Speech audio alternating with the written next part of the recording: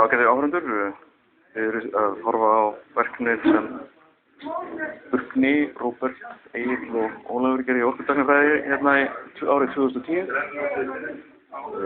Verkefnið var að tengja kóðaskífu við mótor sem var svo tengt við stýriviðnám sem var tengt svo í brautrytti af NE-Elvis-2 gerð með stilliviðnámi og síðan var notað verkfræðiforritið LabVIEW til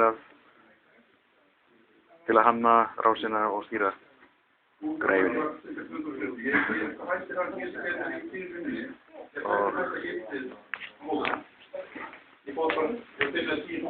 Sjá hvernig þetta virkar, því að það hægt að láta það með því að stýra kóðaskífureglum til þess að setja inn óskildi yfir skífuna, þá má sjá að það virkar mjög vel. Þá veljum við gráðuna fyrir hjólið og þegar 360 fer tilbaka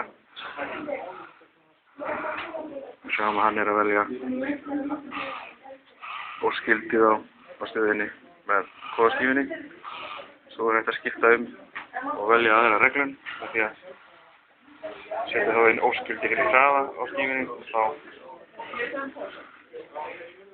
fyrir hún og reynir að finna rétta hraðan. 32 strik á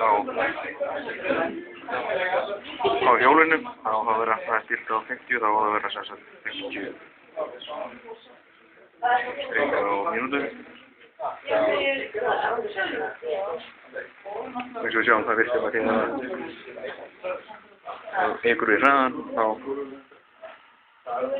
þeir skífa hraðan. Þetta er þess að verkefni sem Burkni, Egill, Róbert og Ólafur gerði í orkutækniskólanum 2010.